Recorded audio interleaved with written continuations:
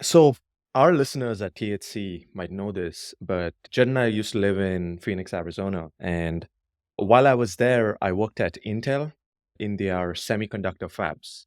And anyone who's aware of it or even knows how they look, they're basically massive pieces of land where you have 4 to 5 factories, and that's your campus. And each fab is as big as a city square, and close to 10,000 people work daily. So it was interesting that my shift on a daily basis used to be 6 a.m. to 3 p.m. And so for me to actually get to work, I had to actually reach there at 5:30. The biggest reason why I had to do that was because I could not find any parking because there were just cars everywhere. So you have 10,000 people working in this fab, and everyone drives their own car. And so the parking lot is humongous. It goes on for a mile. And then you actually park and walk to the campus. You walk into the building, to the office or your fab, or the fab or your cubicle, right? So there's another one where often to move from one fab to another multiple times in a day, because maybe your work is in a different factory but in the same campus, right? So again, you either walk for 30 minutes, you drive your own car, or you take the buggy, and there are very few buggies. So this was a pain point, and it is literally searching for an easier, faster way or solution to move people within a dense setting like the fab or the factories that, a lot of the manufacturing plants face similar issues. So today on Things Have Changed, we are super excited to host Jeral Poskey, CEO of Swyft Cities, a company with a really novel mobility solution where they offer a modular and scalable gondola system for a sustainable way of connecting our cities at the fraction of the cost. So think ski gondola lifts, but in the city downtown, right? So it's just a novel idea. They're getting a lot of traction. So it's super interesting, Gerald. And thanks for being on Things Have Changed. A really cool concept because everywhere around my world, mobility, real estate, the world is changing. And it's an area that has been a little slow to change and a little slow to embrace change. And now it's about to happen in a big way. That tidal wave of change is coming from multiple directions. And we're about to see just a quantum shift in the way we think about transportation and the way we think about land use and real estate. I think your example is one of many that are out there where people are scratching their heads because what what worked in the past is not working now and is not going to work in the future. There's a lot of change coming and not all of it was in the right direction. And so I Yeah, think we have a solution that is going to be fill a need that is a gaping hole among everything that's out there.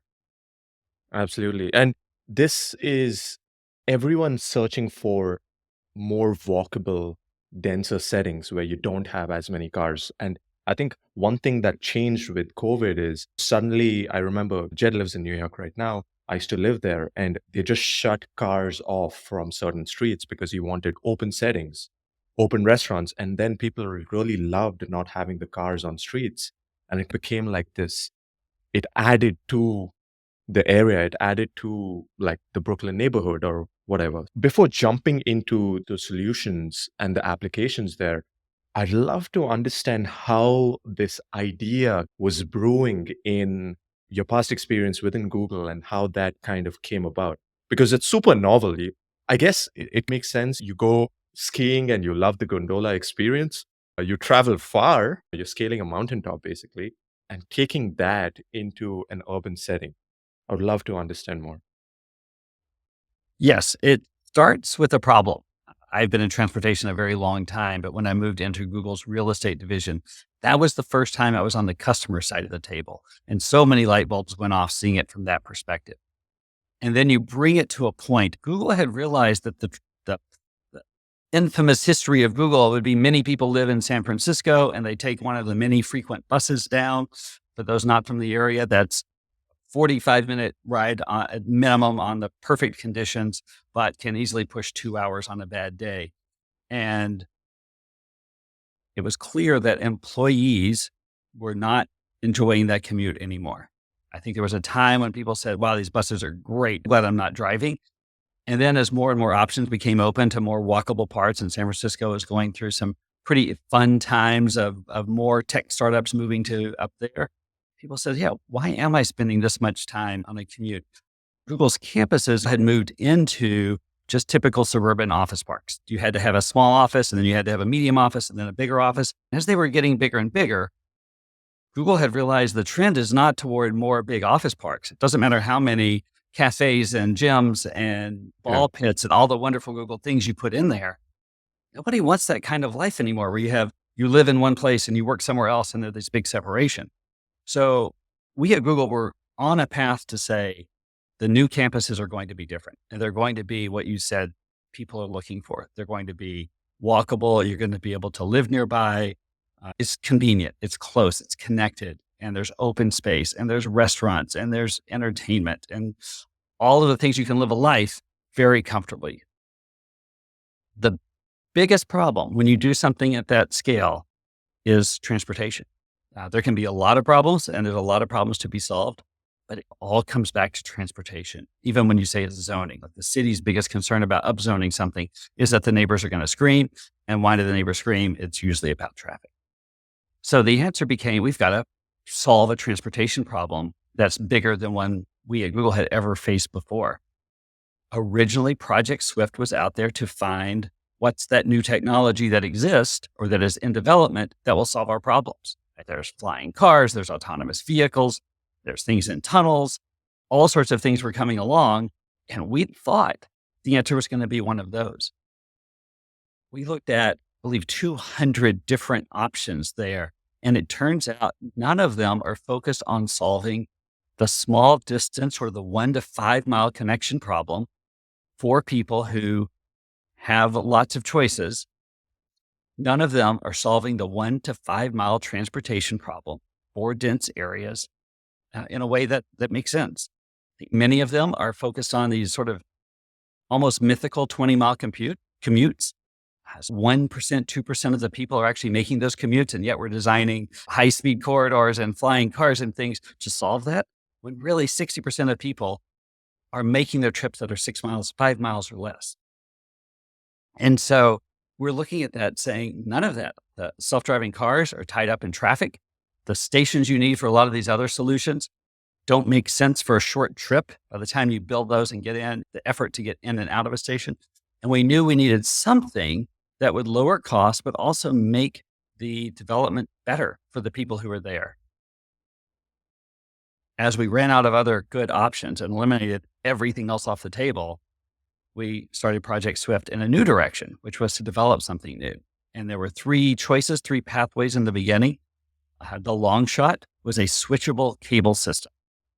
And partway through, that became the clear winner, that it lowers cost, it increases flexibility, and it just makes a terrific service. So that is the origin and the development story. We had partnered with a great partner down in New Zealand. It's just a good time to tell you more about really how it works. So yes, you've described it as looking like a ski gondola. And at this first glance, that's absolutely right. But there's a few things that are different that make all the difference in how it works, both for the urban setting as well, just for the rider themselves. So number one, a ski resort gondola is a giant rope or cable that moves constantly. The vehicles are very dumb. They just clamp on. They follow the same path between 2 points. The number one change is with Woosh, the transportation system, the name for the system. With Woosh, the cable's not moving. So now the vehicles are driving themselves along the cable, and they're autonomous. And because there is a switching system within Woosh, now they don't have to follow the same path. Each vehicle can go origin to destination in whatever path makes sense. So now that you're not restricted to that straight line up a mountain, you can have an interconnected network. So you can go between not just 2 stations, 5, 10, 50, whatever the network requires. You can cover that area with a network of cables that are low cost and add capacity above the ground. From the user's perspective, it's like the perfect Uber. You walk up, vehicles are kept waiting for you. You get in, you tell it where to go. It's going to take you to that destination that you picked. There's no stoplights, there's no stop signs. As you pass stations along the way, those are off on sidings. So you're not stopping at anything until you get to your destination. Your vehicle pulls off to the side, you leave the vehicle, and now it's free to be rerouted anywhere else in the network it's needed. So from the customer's perspective, it's the cheapest way to add capacity in a dense environment. And from just a global perspective, it adds the right kind of density. It creates these districts or neighborhoods that are bustling with activity and places to be. And then from a global perspective, it's just the most efficient way to move. And it is the most efficient way to build out our cities is with this level of density that we can enable. Thanks for that walk into how the product actually works. Yeah, go ahead. I will say I typically am used to shorter things. And so I'm used to going really short. And so I'm trying to elaborate, but if I'm going too elaborate, I can bring it back down because I normally have very short answers.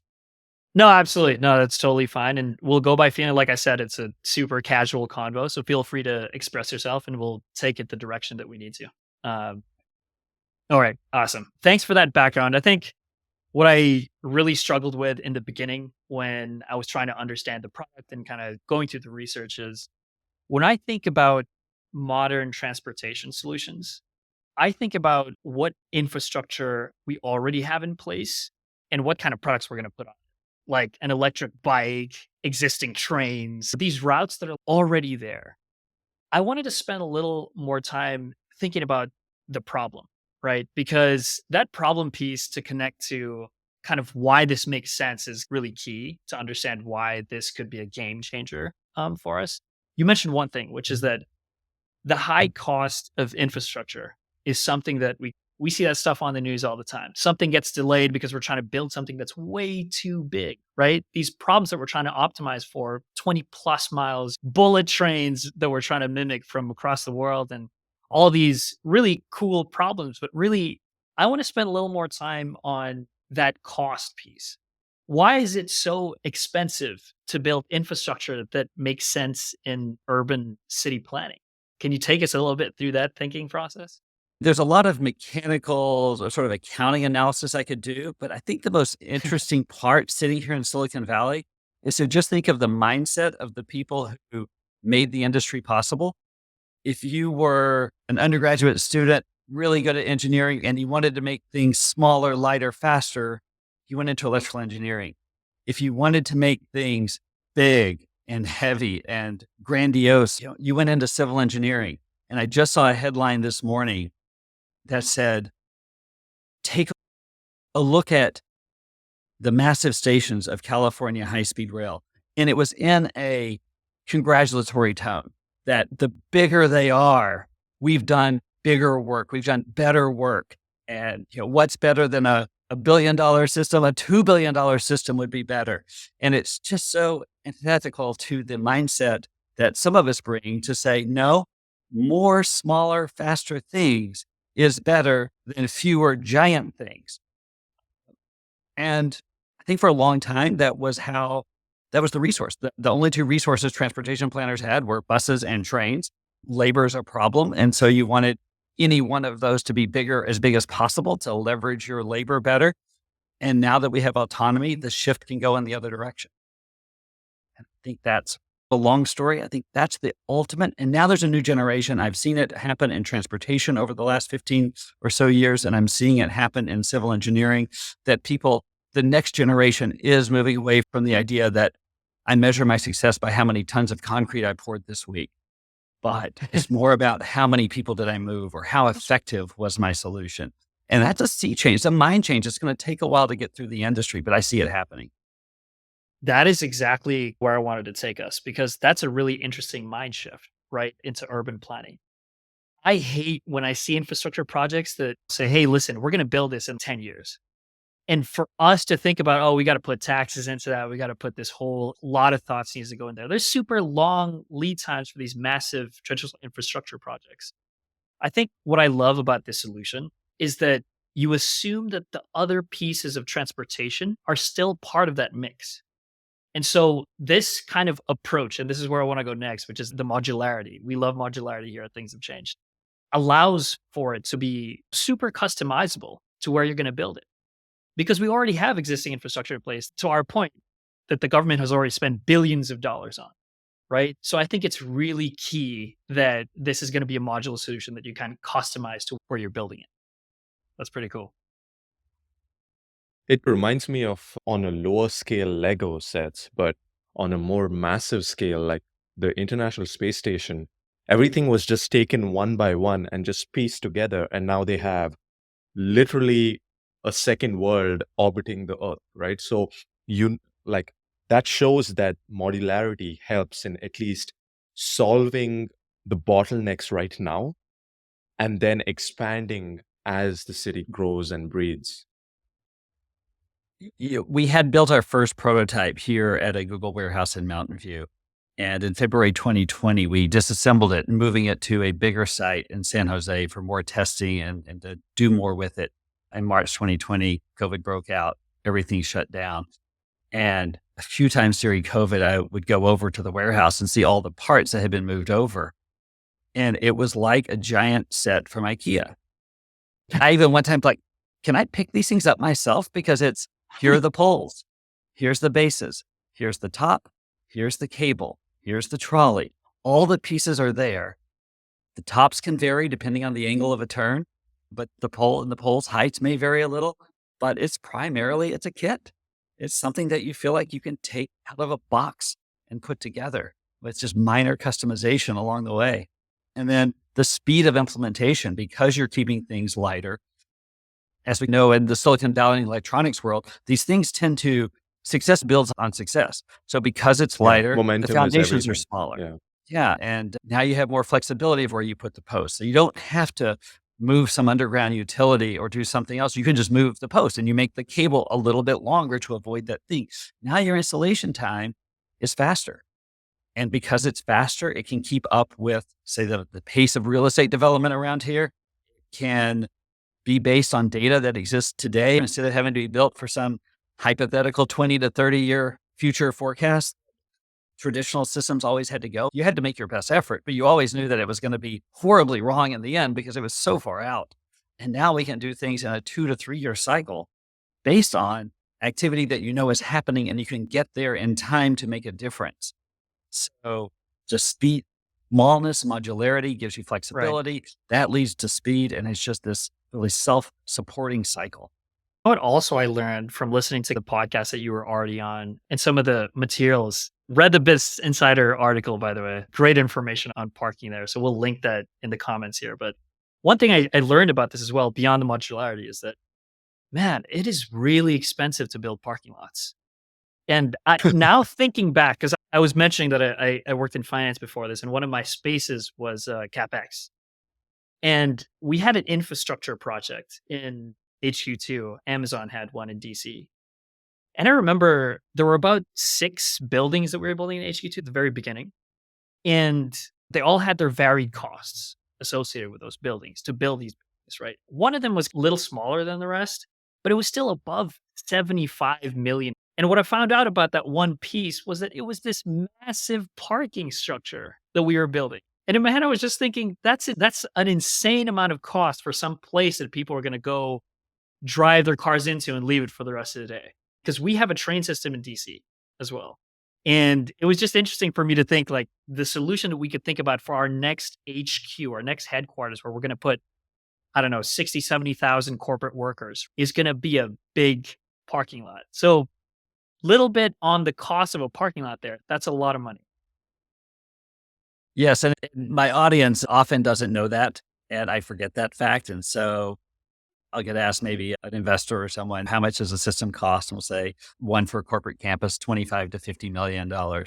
And their eyes get big of how expensive this is and who would ever pay that. Like, spent $300 million on a parking structure before. This is a drop in a Oh very big my bucket. gosh. And then also, when you think about the placemaking and trying to make that campus really effective, more space went into parking than it did for the people.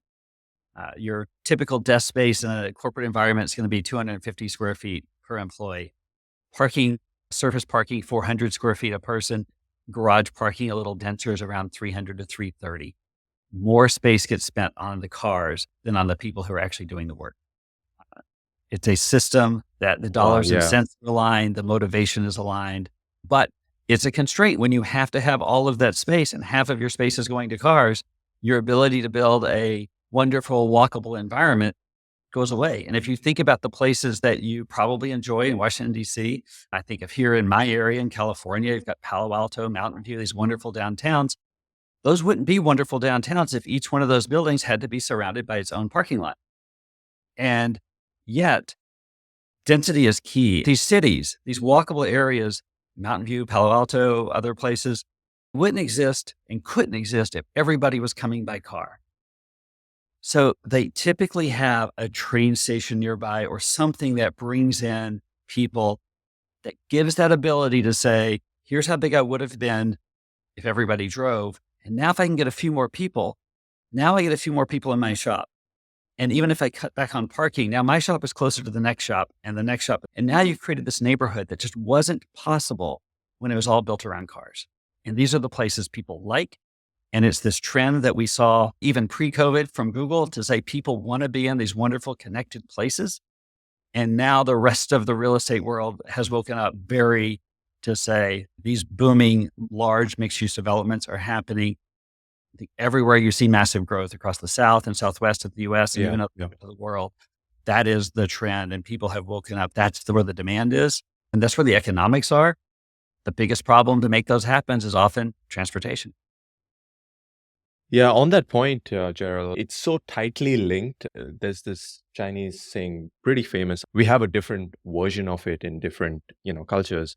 The Chinese one is, if you build roads, you will prosper. In the sense, you can extract that as once you start interlinking the population, that the city itself has more trade and ends up prospering more. You can just give this example where if it's a bit more dense setting, this multi land use projects and these initiatives that we are seeing more often now, that is encouraging a certain restaurant to get certain business or a bakery or a shop, flower shop. You're in that vicinity. So it becomes part of the culture, which kind of then flourishes way better than just concrete, parking lot, building, car, go back home after work. So there's nothing that really makes you want to stay in that area. So you mentioned it. Yeah, it's super tightly linked.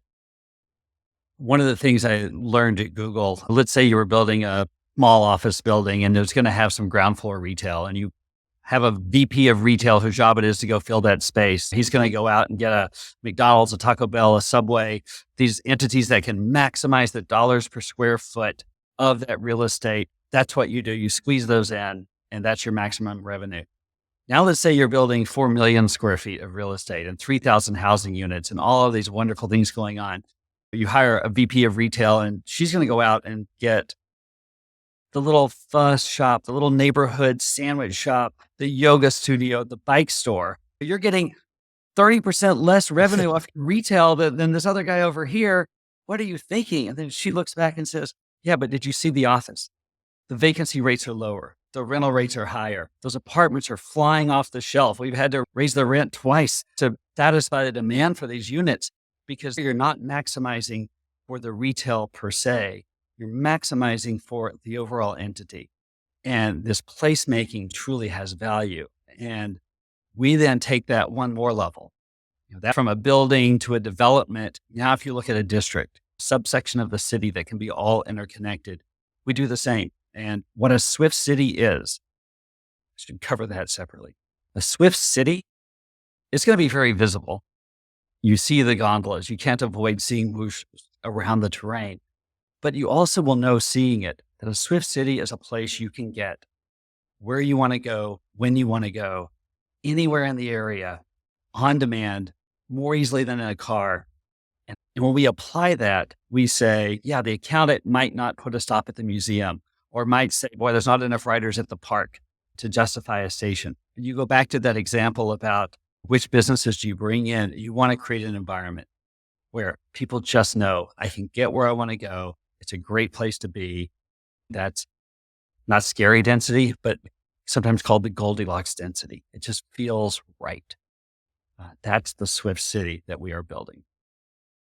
That's awesome. And I think it's the feeling that I get every time I visit certain sections of Manhattan, Brooklyn, where everyone's walking. Every storefront is a store. It's not just empty land. And it's just bustling with activity. And I genuinely love being around those areas because you just feel the energy and you want to be part of it. I feel the car culture, I'm actually a big opponent of it because it isolates you from the rest of your community. And this kind of is another, I would call it a carrot. What's the carrot for the customers to actually come enjoy a place? And I think it's just another point where you see it, you see these structures, these kind of automated ferries in part of your dense setting. And you're like, hey, hang on, even I want to try that out. I want to go to my local shop using the ferry or using the gondola, right? So I thought that was a really interesting concept. So, Gerald, just talking briefly about the Woosh, I know you mentioned it a couple times. Can you break down the product aspect of your company? You mentioned the Woosh. Per your different discussions, you've mentioned that it's not hardware that your company builds, but you partner up with teams. And so, is it possible for you to shed some light on the product that your team actually builds or integrates? Because it's not just the hardware side, it's the software side as well as the operations side. Because running infrastructure requires having an operation know-how. So yeah. Correct. You're right. It is a full value chain, a full industry Yeah. that we've lined up to be supportive. And so number one, the hardware that we described and what you picture is Woosh, and it was developed under Project Swyft, but it was developed by Home Solutions down in New Zealand. And so having a Nice. large engineering partner to do design and manufacturing, at first, my first instinct would have been to have that in-house.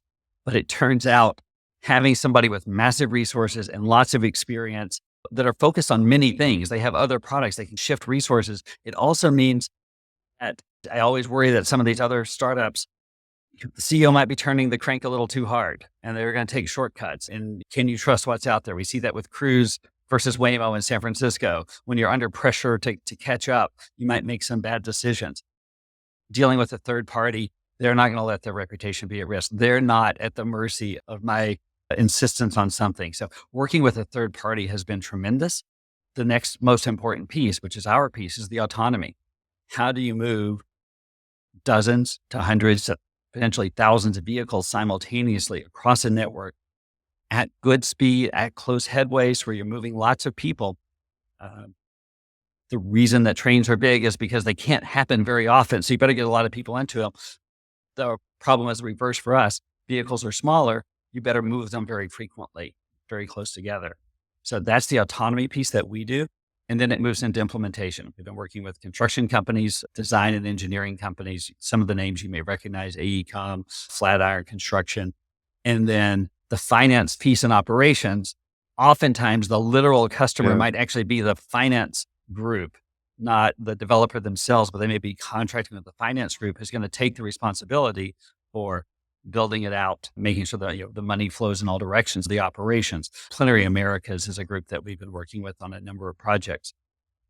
Gotcha. And then that takes you to operations. And so we're not there to clean the vehicles. We're not there to wipe the floors on the stations, but we are there for the overall system control and system management and system operations. From a Got business it. model Yeah. perspective, it's pretty great because even during the preliminary phase, during your sales cycle, you do get paid for studies, but then primarily you get the hardware sale at the beginning.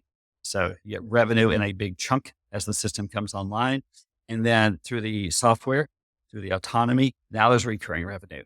And that tends to have an increase that's exponential. As systems get bigger, you get more writers, Your Yeah. costs are only linear in expansion, but your ridership is above linear. It's exponential in its growth. And so that's where you want to be, is some upfront revenue, even during the sales cycle, then a big chunk early in the project life, and then recurring revenue. Gotcha. Yeah. We are like, I'm a supply chain person. Mr. Jed here is finance, operations, infrastructure, capex. That's his lingo and day to day. So when we see such infrastructure projects, the first thing we go is, wait, how is it happening? What is, take aside the hardware and the software, but what is happening? How do you make this work? So I think that's just the mindset that we have, because what we've noticed in our different experiences are, you have a great system like automated driving, you have a great software, but how are you going to make it work? What are the operation steps you need to make sure that it's adopted by the public? So those are key steps. Yeah. One of the things that surprises me, some of the questions I get from, especially the investment community in Silicon Valley, I guess they've been exposed to a lot of startups who have neat ideas and don't understand how to put things into practice, because they ask questions that to me were obvious and no brainers. And so, number one, it's broadly to build out the team within the company that can deliver full projects. It's not just about the technology. So for us, it starts with regulations. Did you design according to Yeah, regulations that absolutely. exist, or are you just designing for theoretical and you're going to figure out the regulations later? We've designed for regulations that exist today. Thankfully, some regulations were changed in 2021, and everything we do matches US and is aligned with international standards. Then you say, as you said, how do you get permission to do this? We fit under the same uh, structure that cable TV companies and phone companies did to put post and cables in public right away down the street, put them in and service them. So you're following that pattern. And then I recruited one of the people who I've worked with for 10 years now. Katrine is one of our co-founders. I call her the city whisperer. She knows how to get cities to say yes. But Yeah. And so there's a magic to that, and bringing in sort of our support and also a lot of local involvement to make sure you got that support. And then once you're approved to go forward, Clay is another co-founder. He is I say project manager extraordinaire, but what it is, we've worked with a ton of great project managers, but he understands how to put a process around project management so that the next project is better than this one, and the one after that is better than that one. And so you see that having enough exposure in my career to say, okay, these are the people who stand out. And these are the people who can get things done one time and the next time, and it's going to get better and better. One of our planners worked on one of the first autonomous vehicle projects. There have been autonomous vehicles running at Heathrow Airport for about 20 years now. And most people have overlooked that fact. And so he's been involved in the planning of autonomous vehicle projects since that time. And then our head of autonomy, Craig, relatively new. I've only worked with him for a couple of years, but I was trying to recruit a CTO, and his name started popping up more than once as, well, this person can't take the job, but I know who you really want. And so you find that person who's got that background and completed the picture. And so now we've got a team that fills in both internally in-house, puts all the puzzle pieces in place, as well as externally, from the hardware through construction, design, financing, and operations. So it's like a big puzzle, and it's great when you put that last piece in and say, aha, the puzzle's complete. We're ready to go. it's what you said is so accurate. I was watching a video and reading some articles about how the most important person in these big telecom companies, big infrastructure companies, are not like the CEO, but the person that interacts with the regulators. That's like the biggest, because it all comes down to his relationship, right? So, how has it been working with that sort of challenge, right? The regulatory challenge, where it's not 0 or 1, where for a customer on a SaaS platform, where they're like, oh, this is a better product, I'm going to jump into this. It's not that. It's more, you have to follow certain standards and get the approvals from like city council, state governments to actually gain traction. So how does that play out? Yes. And so far, it has been going far better than I had expected. I've been in this industry a long time. I would have expected more Nice. resistance. 20 years ago, cities really were focused just on buses and trains. And now they have woken up that the world is changing underneath their feet and they better adapt and move forward. So I think they're very open minded toward new solutions, especially solutions that support the existing transit networks that are already in place. And then at the city level, number one, we don't go where there's not a problem and we don't go where we're not wanted. So we would take a map. If there's single family homes and people living on it, just put a big red X. You're not going there. Don't even try. And then you say, where is the problem? And cities and residents, developers are actually surprisingly aligned on things they want. The individual resident wants less traffic and they want lower taxes, but they want a great city.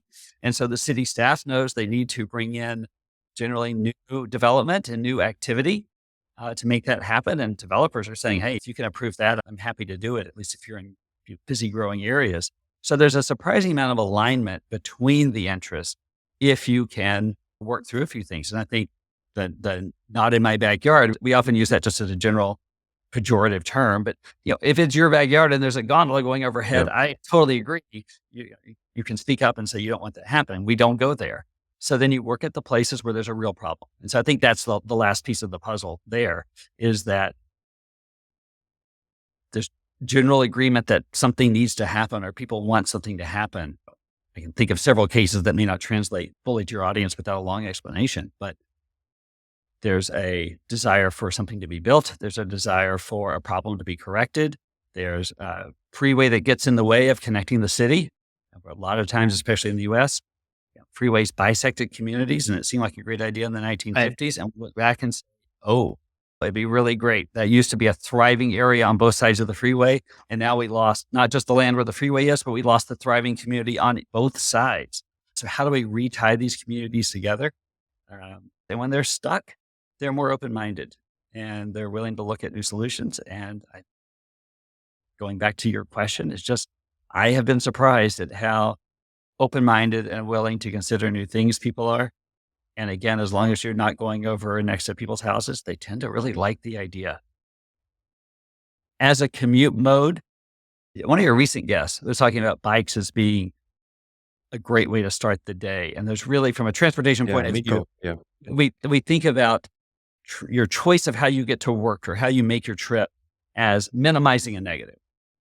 Time, distance, cost. You're just trying to minimize negatives. But bikes ferries and aerial gondola style transportation can be positives for people and rare. So when you have that opportunity to bring something that people would view truly as a positive way to make a trip, it gets traction. I'll tell you what, the bike solution was an awesome idea when I think of myself in like Europe and in places where I feel really safe to drive a bike. I live in New York City. It's not one of those places where you could just ride a bike downtown. It doesn't feel comfortable at all, by the way, even if people do it. Jed, come out to Texas. You will be fearing your life, your family's life, your neighbor's life with all the F-150s just gunning on the road. Yeah, there's a ton of people driving, and to the point of like safety, I think one of those things that is really interesting about the ski use case that you just mentioned. I have a lot of friends right now who are in the mountains doing a lot of TikTok and Instagram reels of going across different resorts, right? They have these very popular cards that gives them access to like multiple resorts. And I just watched one last night. I want to share this because last night I just watched one where the resort's across from another mountain. It's quite close by, but not super close by. There was a storm going on there. And my friend had to walk from the other resort to the other resort because they wanted to ski on the same day. So I just saw the entire story of him going through the mountains and trying to get to this other resort path. I just wanted to jog my memory about the whole ski lift scenarios over there, because you're right. When an institution or a company is stuck thinking about transportation solutions, all of a sudden they become open to this new idea that maybe it's not so traditional. It's not something that people think about. Why can't people go walk? There's scenarios where in the freaking mountains and you can't. Right? I like that idea. I was going towards a place where something I think about a lot because my wife's European. is that she always complains about how much we don't have public infrastructure here for trains, for things like that, things we aren't super very popular about in the United States. And the one thing that she always mentions is, look, y'all love cars. Americans love cars. And I want to ask you how you think about cars being in the picture for this space. I understand that you're not going into certain communities that are single family homes and whatnot, but Americans, they love cars. Are we really only looking at the population that's backed up to a corner that doesn't have any other choice? How do you convince this population to be okay with that being as a form of transport in urban cities and very dense scenarios as well? Give me a second. All good. All good. I got a little passionate there about that question. But Yeah. The rain stopped and now birds are out the window. Also, if it comes up at any point, I rode in my first fully autonomous Waymo last night. Wow, nice. Oh, I nice. don't know what do we do about cars. Yeah, I think parking is such a big part of this problem. And many times when you talk in front of audiences, that's a big enemy. And I understand why that's the case from a cost perspective. And Americans still love to drive their cars everywhere. So I think there's that gap that I'm trying to put together of what do we do about these people getting from their homes to, let's say, the office or a mode of commute around the city? One thing that's oddly unique about our company and the people here is that we face reality. I think in the planning world, transportation planning and urban planning, there's a lot of people who plan around how people ought to behave and people ought to be willing to ride a bike. And these are true conversations we have that, oh, we don't want to station too close because they ought to get more exercise. People ought to get more exercise. They ought to want that. Specifically, you're choosing to avoid the reality of what people want. Maybe on one hand, they say that, but when they actually get going in the day, they pick up their keys. Even if they say my New Year's resolution was to bike to work or do all these things, they pick up their keys and they get in their car. That's the reality. They're only going to not do that if the alternative is better. And an alternative that is better has to truly be better on the metrics they value and not met to some goals. That's not their goals. Their goals and their metrics are, I'm in a hurry. I need to get there. And is this my fastest, best way to get there?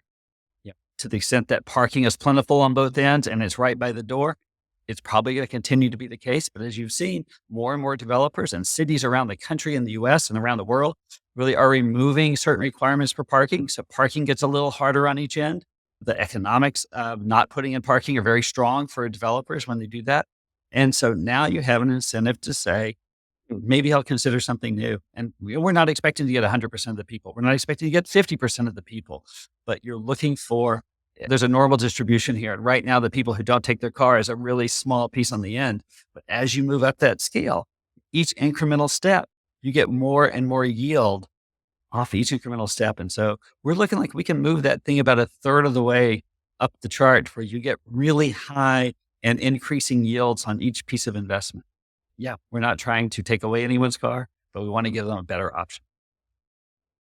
That's a great point. Understanding the reality that this country loves their freedom and loves their cars and loves their trucks. But there is a window here, there is a niche where in dense settings, yes, absolutely, they would love a way to commute fast. And I'll give you an example. In Austin, actually, every new community is mixed use. So you have parking lots on the outer edge of this development. And once you get into the development, you can't park inside. So you park outside, but then when you're inside, you're just walking everywhere. And so that kind of creates a better way to get them engaging with shops and stores and their offices close by, things like that. So having a gondola system here actually makes sense. Gerald, you had mentioned how you've got some traction out, and I would love to understand how that came by and what's the progress. If it's not confidential, what's the plans out there? Was it more a private initiative, or was it more a public initiative with the government? Oh, definitely Because private. that intersection is really great. Definitely private to start. And now the transition is happening. A real estate developer with what you're talking about, it's a little more sprawling, but a 300-acre, I'm trying to convert that to hectares for your international audience, but I'm slow on that. The Even we Lord have no Storm. idea. We'll add You'll it in have the bio. 1 acre Okay, equals X sounds good. hectares. Yeah. Yeah, the site has apartments, it has hotels, it has office, it has entertainment. And right now he has to build 5 parking spaces, a little bit less than that, but we call it 5 parking spaces for visitor. They're going to rent a car, they're going to park at the hotel. When they want to go out to eat, they're going to have to drive. It's just spread out enough. Some people might walk it, but a lot of people are going to drive that distance. And then when you want to go to the next place, you're going to drive. And he sees, wait, I could just connect it to where people park once, as you said. And now I've cut my costs tremendously. Okay, Yeah. that's great. That solves a near-term problem. Also, he's adjacent to the airport. What if the next phase connects to the airport and now people don't even have to rent a car? They can go straight from the airport to the properties, to the hotels, everything he has. And then, as you said, the modularity, there's developers on each side of him who have said, oh, we'd want to be connected too. And he already has his first permits from the city. And the city's only feedback was, yeah, you show downtown connection as phase 10 of a future idea. Can we bump that up a bit? Why wouldn't you come to downtown sooner? Wow. And so now Great it's news. becoming more of a public sector project down there. I think initially I thought this modularity and this expansion was our little secret. Aha, we'll get it going. And then, aha, we can start to expand. No, everybody sees it. There's no secret here. The beauty of starting small, getting it going, and then expanding is just universally the customer reaction. They get there almost immediately. You know what I love about this? It's the fact that this entire time that you've been talking about the product, you're mentioning a lot about the user and the user experience. When I think of the folks who designed the bus system here in Jersey, or the guys who designed the pad system, right? I don't think they considered the user experience at all in that. And you know what? I got to give them kudos. It's getting a little bit better, but the amount of times by the way, I appreciate it so much because I'm from the West Coast, spent a lot of time in California and the Bay Area. And so coming out here is great. I have all this infrastructure that I have to do. I don't need my car, but I'm very American in that respect. But the public transportation is quite good. It's just that the government or the folks that are running these programs, right? They don't really think about the user experience aspect of this. I'll tell you what, there are times that I've decided to take Ubers to the Hoboken Path station, which was it's about a 20, 30-minute walk, which is not terrible. But there's also a bus system that goes from my place to this terminal, right? That takes me into the city. Just because I don't know if the bus is going to be there on time. I don't know if it's going to be late. I don't think they cared about that aspect a lot. And so this kind of mix between public and private startup build is just really exciting to me because then you start considering user experience. I liken this a lot to when privatization of my space had occurred in the space industry where it was all government stuff. It was really difficult to get things going. There was a lot of things going on. Things were so expensive. And then you privatize it. Some things had to figure out for themselves, like a reusable rocket. It made it a lot cheaper. So I see that very much similar to that shift where we're talking now about transportation, urban planning solutions that are going to be led by a startup. And that's what excites me about this space. Did want to ask you the user experience of somebody using this product, right? Maybe it's going to come in different shapes and forms. As you said, you work with a lot of partners. But I've heard it described a lot like an Uber, like an autonomous Uber in the sky. And I've also read a lot of documentation that says maybe it's in the form of an app. Somebody has a request. It'll wait for you. All of these, et cetera, details. Wanted to hear more a little bit about that piece and how you're connecting actually to the customer. Yeah, the good point to dive into a little bit more. And I'm going to take it back to the company. Your premise is right, or that our DNA is a bit different. If we were a Swyft transportation company, my job would probably be to maximize the number of poles and miles of cable I get in the ground. But we're not. We're bigger than that. We're Swift Cities. We're creating these places. We're creating an experience for people. And the transportation, the Woosh transportation system is the mechanism to get that moving and get that started. It's not just a device. To the specific user experience, what we're seeing is that in most of our early cases, it's a feature added to an existing site. So if you show up at a ski resort or an airport or this site down in New Zealand, they're definitely picturing it that you get on, there's a touch screen, you get on, tell it where you're going, press the button and you're off. Then as you get to something that's more, whether there's a cost sharing element or it's a public system that has paid rides, now you're talking the app. Or it gets so big enough that the touchscreen becomes complicated. Now you're looking at the app, and there may be a time when it's even, and there may be two ways of doing it. But yeah, it depends on the situation, whether I often get asked whether there's going to be a fare or not. That's not our decision. In the end, it's going to be what's right for that site. There's no blanket answer. Is it free? Is it priced the same as a bus? Is it priced the same as an Uber? Is it better than an Uber? That's not our decision, and it'll be very case by case. Yeah, and there's so much integration taking place right now. You can kind of book a cab through Curb. like yeah, through like your maps, through your Uber. You can like book a train. So there are ways where your transportation is handled by your specific transportation app. So that kind of helps. I know we are coming up to the end of this discussion. I just wanted to close out first. I got to ask Jet, anything else that you want to get off your Really? chest? I know you're really passionate about this. No, it's been awesome, Jeral. Thanks. One of the things I know you mentioned also via email, which I haven't gotten into, but we have a ton of research here, is sustainability. I do want to cover that a little bit. We cover so many founders, and it's all that sustainability angle. It's so interesting. This specific use case is not just sustainability, it's transportation, it's urban planning, it's RE, real estate, it's private, it's public. So there are so many different spheres that it touched that we actually didn't get to the sustainability part. So Gerald, just on that, I know you mentioned about Miko and the cycle platform that he's built. So how do you see this playing in reducing that footprint in the denser neighborhoods? First of all, I want to remove the focus on just the transportation. It's the transportation and real estate together. Yeah. And unfortunately, there's several unfortunately's here. Transportation and real estate, the built environment, whatever you call it, are two of the highest sources of carbon emissions. And both of them are not getting better. They are at best steady or getting worse over time. And those are trends that have to reverse.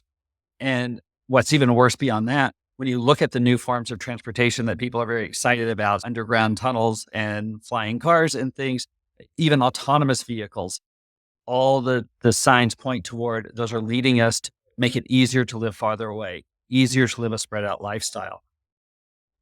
Breaking emissions down to an individual person level, half of our emissions come from how we move around and half come from how we live. Even if you were to make the remarkable, awesome, one of those systems I just said that had wonderful positive impacts on energy use, which I don't think any of those will, now you're moving people into an area where their lifestyle is more spread out and they're not walking and their houses are bigger and they're harder to heat. And so that's a negative. We're looking at a situation where things are trending negative. Both transportation, real estate, land use are all trending negative. How do you fix that? You fix that by giving them a way to move electric. You move shorter distances. It's not just distance matters, even if it's electric, it's how far you're moving and creating that land use that works. These are 50-year decisions. We've got 2.5 billion people who are moving to cities from rural areas worldwide over the next 25 years. Each one of those Wow. people needs hundreds of square feet, probably 500 square feet on average. That's something like 50 billion square feet of real estate has to get created each and every year for the next 25 years to support this migration. And if we do that wrong, those are 50-year commitments in poorly formed buildings. Skyscrapers, those types of living. Oh yeah, it heats and cools much. There's very much less energy used to do that. So that's the right answer. And now it has turned out to say, actually no, because the energy that you factor in of creating super tall buildings obliterates that advantage that you gained on the operational. And especially right now, we're at a tipping point here of climate change, putting in tons of upfront carbon in order to gain a long-term carbon benefit might not be the best decision. And just, it doesn't work out life cycle wise. The man Lloyd Alter calls it Goldilocks density from a sustainable point of view, where you want to be in this 4 to 6 to 8 story, maybe 12 story range. That's the most sustainable density and building style. And conveniently, it's the style we've already established is the style that people like. Yeah. Really, the transportation network doesn't support. You really can't support that level of density with just cars or even cars, and buses can help a bit. And yet that's not dense enough for trains to really work. Trains need more density than that to be highly effective. So it's this middle ground. And we've got some interesting charts that we haven't released to show it's just a bimodal distribution, that there's a lot of development around the density that cars work at, a lot of development that there's the density that trains work at, and neither of those are where we need to be for sustainability. And we're filling in that gap for this Goldilocks area that's both sustainable, but also what people want, what cities want, what developers want to build. It's just a great place to be, and amazing that no one ever really focused on that as a transportation problem before. I think it's interesting because now that you mentioned that, I thought through how many smart cities we're building like throughout the world. Every time I see a new commercial about, for example, the Middle East, they're building some kind of smart city, right? So it's just a lot of these new cities that we're imagining that would require something like this, where the built environment is just integrated into residential, commercial, they're kind of really close together. Um, On another point there, Jed, and I think both of us will get this, where we lived in Phoenix, where Phoenix technically had 4 downtowns. You had the Phoenix City downtown, you had Tempe, you had Scottsdale, and then I forget the other one. But you genuinely had 4 to 5 downtown type dense settings. And it's the same with Austin, where you have the actual downtown, you have the South Congress, which is the downtown below the downtown, and then you have the uptown, which is the downtown of the north side of the city. So these dense settings are there, and trains do not work in those settings because they're, like you mentioned, it's in that window where it's not too many people, it's not too few people. So that's that window, which, yeah, it's that zone that you were talking about. But yeah, Gerald, this was awesome. We genuinely love anything infrastructure, anything capital, anything physical. We'd really like to talk about such initiatives. Jed seems to have had a light bulb moment. I would be remiss if I didn't ask this to you because I work at the biggest logistics company in the world. I saw a little peek of the capabilities that you're thinking about, which is that logistics would be one of those capabilities. I can't tell you how many different solutions we have for last mile delivery. Just wanted to hear a little bit of a sneak peek, if that's okay, of kind of the plans of the logistics side, if that's a consideration serious. It's absolutely going. Not every pod has to be the same. Not every pod has to be carrying a person. You can intermingle different styles. It's not the area that motivates us the most. If you go back to why are we here, it's creating a place and moving people and creating this great experience. But there's no question. We were just talking to a logistics center down in Australia, and it's massive.